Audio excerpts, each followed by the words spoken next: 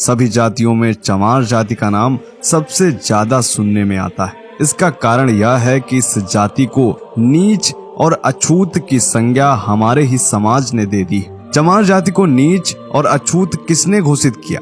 आखिर क्या है चमार जाति का इतिहास, जानेंगे आज के वीडियो में। तो उस समय कर्म के आधार पर जाति को संबोधित किया गया था। ठीक वैसे ही जैसे आज हम वकील, मास्टर, टेलर, डॉक्टर, जज आदि उनके काम की वजह से कहते हैं। जिस तरह एक वकील का बेटा डॉक्टर, इंजीनियर या जज बन सकता है, ठीक वैसे ही उस समय कर्म अनुसार ब्राह्मण, क्षत्रिय आदि कहे जाए। आज हम जिसे जातिवाद कहते हैं वह दुनिया के सभी धर्मों में विद्यमान है। ऊंच और नीच की भावना सभी धर्मों में है। आप लोग स्वयं समझदार हैं। यहाँ पर मैं यह बताना जरूरी नहीं समझता कि गैर हिंदू धर्मों में कौन सा समाज खुद को ऊंचा मानता है। शुरुआत में हम सुर असुर में बटे, फिर वैष्णव और शैव में, उसके बाद ब्राह्मण और शूद्र में बदलकर धर्म का सत्यानाश कर लिया। इस दौरान लोगों ने अपने वंश चलाए, वंश समाज में बदल गए। वास्तव में इन सभी का धर्म से कोई लेना देना नहीं। तो मित्रों, अब बात करते हैं तीसरे प्रश्न की कि आखिर चमार जाति को नीच और अछूत किसने घोषित किया।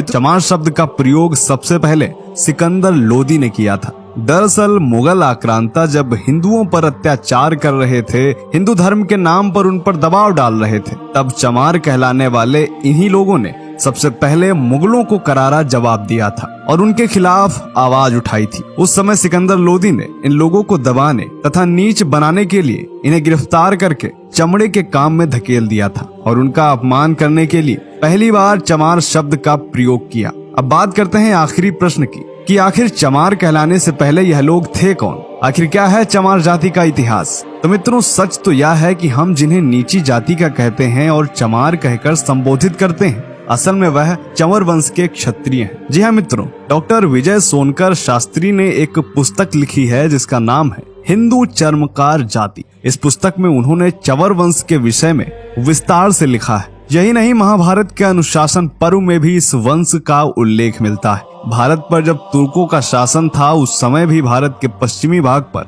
चंवर वंश का शासन था। उस समय पश्चिमी भारत पर राजा चंवर सेन का शासन था। डॉक्टर विजय सोनकर शास्त्री के अनुसार राणा सांगा व उनकी पत्नी झाली रानी ने चंवर वंश से संबंध रखने वाले संत रविदास जी को अपना गुरु मानकर उनको मेवाड़ के राजगुरु की उपाधि दी थी और उनसे चित्तौड़ किले में रहने की प्रार्थना की थी। डॉक्टर शास्त्री ने अपनी किताब में यह लिखा है कि विदेशी मुगल आक्रमणकारियों के आने से पहले भारत में मुस्लिम, सिख व दलित नहीं थे। जिन्हें आज हम दलित कहते हैं, वे सब आंतरिक लड़ाई के कारण धीरे धीरे क्षत्रिय समुदाय से अलग होते गए और इनकी गिनती धीरे धीरे निम्न और शूद्र जाति में की जाने लगी। मित्रों, संत रविदास चित्तौड़ किले में कई महीने रहे थे। उनके महान व्यक्तित्व व उपदेशों से प्रभावित होकर बड़ी संख्या में लोगों ने उन्हें अपना गुरु माना था। उसी का परिणाम है कि आज भी पश्चिमी भारत में बड़ी संख्या में रविदासी हैं। यही नहीं, राजस्थान में आज भी चमार जाति का बर्ताव राजपूतों जैसा ही है। उनकी औरतें लंबा घूंघट रखती हैं,